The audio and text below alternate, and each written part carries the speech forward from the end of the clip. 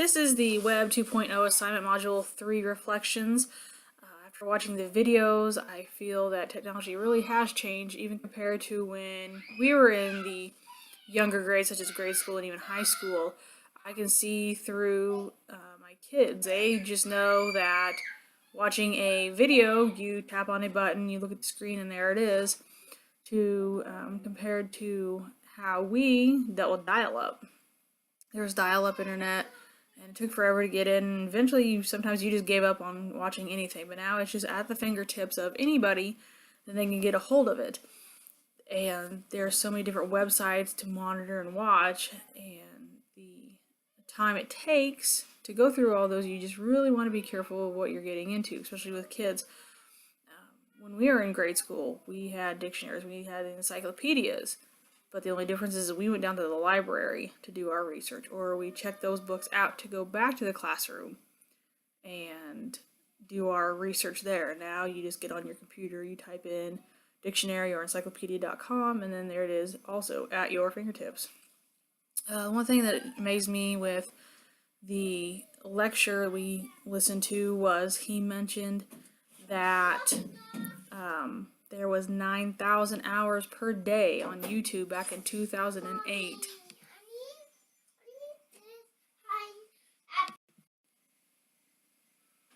And so just compared to that, nowadays, being 9 years later, how many hours are being uploaded now to YouTube and all the different things? The internet started out as people having fun, not caring what other people thought and how they looked. And nowadays, you base everything on that. They have a video to see how goofy they can be, to see what they could do to other people and maybe make fun of them. And people just have the aspect of what will people think.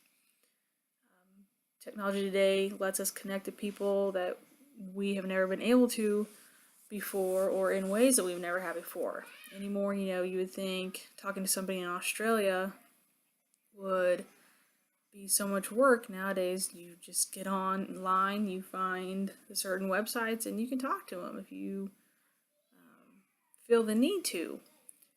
How we spread videos around now, instead of taking pictures and recording it on a home recording system, you can take it on your phone, take it on the computer, just like I am right now. You save it, you send it, and there it is. Within moments, somebody can view your video. A good example of that is Facebook.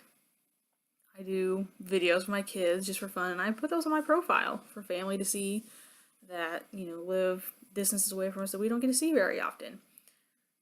The internet is letting you be more independent and doing what you want to do.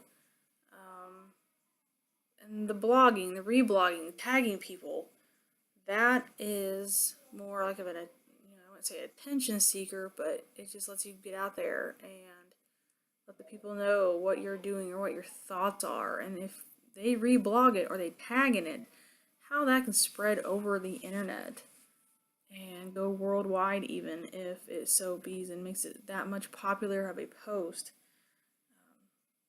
It started out also talking in his lecture, some people are talking to the camera in other videos, not knowing. You're talking to your computer, such as I am right now. That's what you're doing. You're talking to your computer, but you also know that even though you don't see them, there's millions of people that could get a hold of this, and they could see the video, make their suggestions or comments about it, and just wonder, is it fake? Is it real? That was something else they covered, that how do you know everything you see that you believe is real is just not fake, that someone just didn't make it up? We see how we appear to others, like looking at the screen right now. Does my hair look fine? Does it look like I'm awake enough? Or anything like that. We see already how people are going to see us, and then we think, what will they think of myself? We don't know that at all. It's just going to be one of those things that we throw out there into the internet world and hope for the best. So really what I got from that is The lecture is things have changed. The internet isn't just for fun anymore. It's for everything. It's drama. It's news. It's getting out there. The internet is us. Is a good thing. Like it says, your computer. Your computer is you. We don't buy our computers just like we have them set up now. So the internet is us. It is becoming us. We make it what it is. How it's changing is, again, how much kids watch videos, how much time they're spending in front of a screen. The kids, don't go out as much. They sit in front of the computer. They'd rather sit there and watch videos. Another example is my best friend. Her house and my house, you can fit a camper. A bumper pull, fifth wheel camper in between our houses. And there's days that instead of walking that distance across there, I just pick up my phone or get on my computer and Messenger and see what they're doing. Or just have a conversation with her where I could walk, 30 feet and be at her front door and have a face-to-face conversation with her. But that's how we choose to do it, because we're either doing the schoolwork or our kids are ill or anything like that. So we just check up on each other through the internet, through the technology. How kids use it in school. They can do their research. The higher education you get, you go into kids recording lectures. That way, they can sit there and record the lecture, maybe look like they're paying attention or anything like that, but they're just recording the lecture, and then later on when they have a little more time or they feel like they want to listen to it, they'll go back and listen to it and understand what's going on to the class. And also in that lecture video, how it showed the re-showing of the video his class made, and what really got me on the video they made for the students sitting in the class was the one sign that said, the student sitting next to me has paid the same fees or tuition that I have for this class and has never attended class. And that would kind of be us, as online students. We have paid fees, we have paid for books, and we're not going to set one step inside a classroom. We're getting the same learning knowledge on this class as those that go into the university and sit in a classroom, to where we can just sit here at the comfort of our home and learn. And that is a big change for technology. The future use of technology and how I would use it in school. Right now, as a paraeducator, I see all the different activities that teachers themselves do. We have websites where we could call brain breaks. And the kids get up and they dance, they do different little activities, and more or less getting them up to move, getting them reawoke to keep going on learning into their school day. You're going to be able to share information quicker, such as if a teacher can't leave a classroom and she needs to get some information to another teacher in regards to a student or an activity going on. You just get on there real quick, you send an email, and it's done. Instead of saying to your students, I will be back in just a moment, and leave them unattended. Then that way they can stay with their class and make sure everything's going like it should. There's so many different learning websites where the students are going to go into.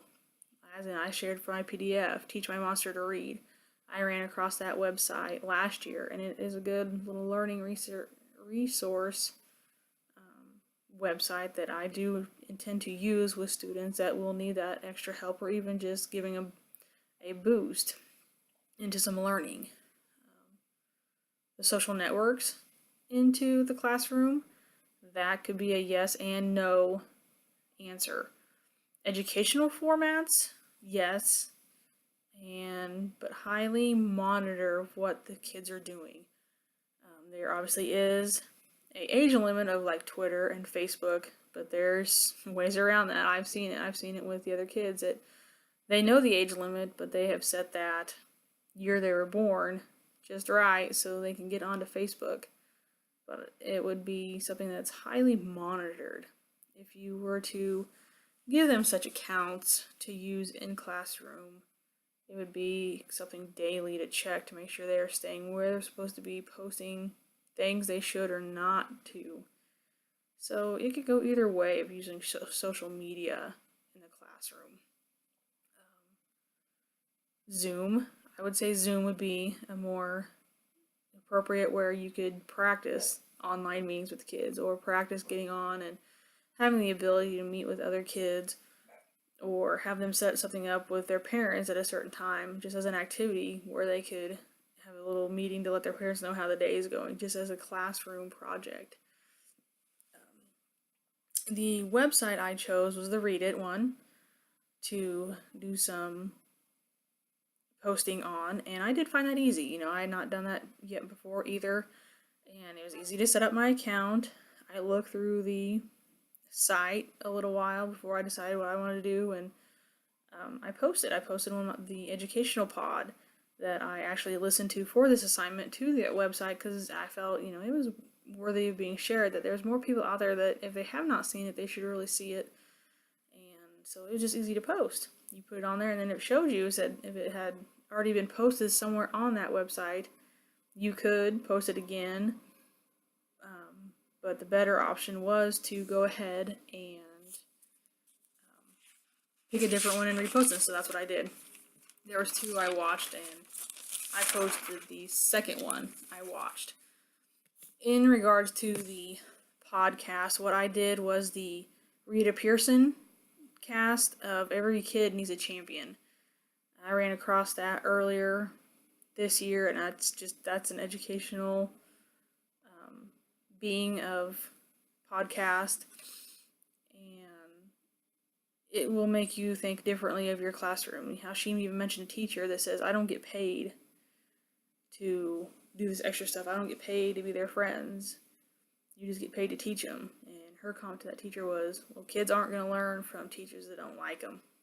And I would have to agree that if a student knows you're not there to help them, to be with them, then they're not going to learn. They're going to know that you don't care, that it's something that you're not there to make their lives better, you're just there to be there. That you thought it would be fun, and maybe nowadays it's not fun, so you just don't care anymore. As she went into, kids can be mean. I've seen it firsthand, the kids can be mean.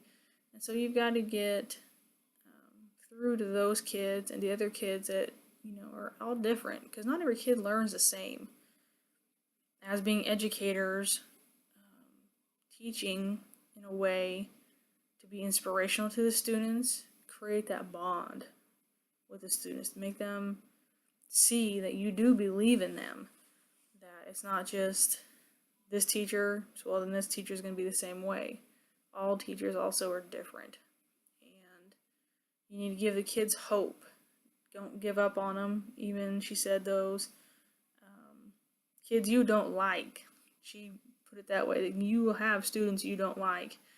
Don't let those students know how you feel, because she said those are the kids that are never absent. They are there every day, and they may push your buttons, they may act up more, but sometimes that's an attention seeking. That's them asking for help. That's them wanting the help. They want to learn, and so that's the only way they know how to get attention to learn. But don't ever make them feel like you don't like them. That just go through the day, help them, and be with them as much as you can. Be their champion, as she put it. Make the influence on them. She gave an example of grading papers, and one of her students, out of a 20-question test, missed 18. She put a +2 on that paper. The child asked if it was an F, and she says, yeah.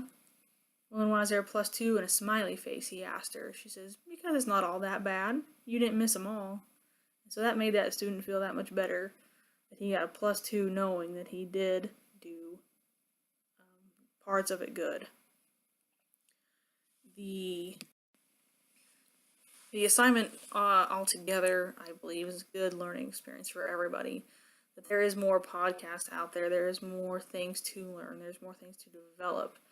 And as stated in the lecture, the internet is changing, and it is changing at a rapid pace. So it will be something new within 6 months. It'll be something new within a year that you'll be learning. So maybe at the end of our college career here and getting our degrees, there's going to be so much more we're going to be learning and picking up on by the time we get ourselves into a classroom. So that will wrap up my reflection of the lecture and the podcast and the assignment.